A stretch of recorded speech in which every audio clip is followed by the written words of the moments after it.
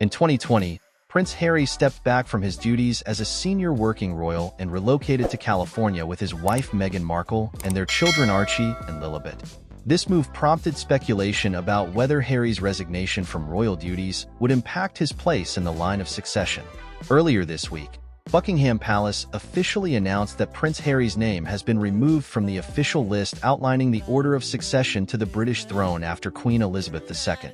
Under British law, the monarch determines the line of succession, and Queen Elizabeth maintains an official list that outlines which members of the royal family are first, second, third, and so on, in order to take the throne if the current monarch were to die or abdicate.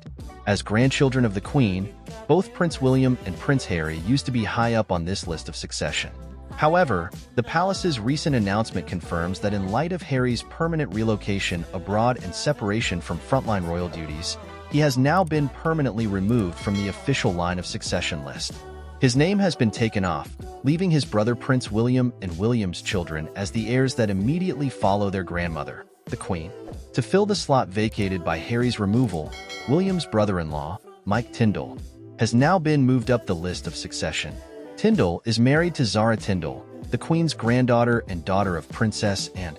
While Tindall has no royal title or responsibilities of his own, by virtue of his marriage, he now inherits Harry's former place in the line of succession order. This is a fairly substantial shakeup, as it eliminates Harry's future claim to the throne and formalizes his status outside of core frontline royal duties after his relocation. It's also quite symbolic, given that Harry has always closely identified with his role in the royal family. However, the decision makes practical sense, considering he has made it clear that while he will always cherish his family connections and support from the public, his and Meghan's focus is now on their life and work overseas rather than in the UK. Some speculate this move was probably welcome news to the palace, as it draws a final line under Harry's semi-royal status and uncertainty about his place in terms of future roles and responsibilities for the monarchy.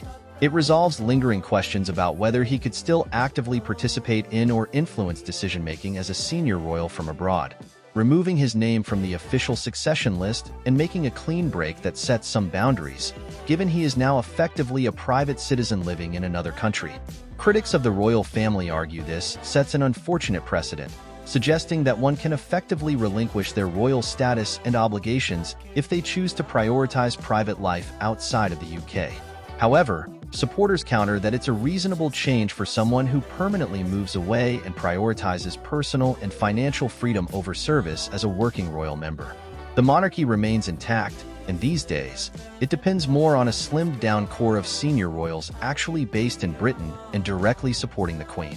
Interestingly, the Queen does have the authority to restore Harry's place on the succession list in the future if desired, though that seems unlikely at this stage of his post-royal life.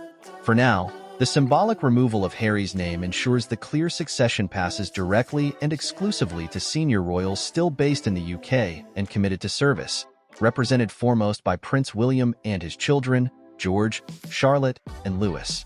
In some ways, this brings things full circle, with William embracing his destiny as heir to the throne and taking on an increasingly prominent role, seen by many as restoring a sense of stability and reassurance to the monarchy's long-term future. As the Queen approaches her historic Platinum Jubilee, the transition of the crown from her to her son Charles, and then to William, will be key moments that shape public perceptions of whether the monarchy remains relevant or becomes obsolete. Thus far, the Queen has enjoyed steadfast support for her lifetime of service, but future monarchs will have to earn that level of respect and trust from new generations living in a rapidly changing world. Removing Harry from the direct line of succession signals confidence in the core family members spearheading that transition.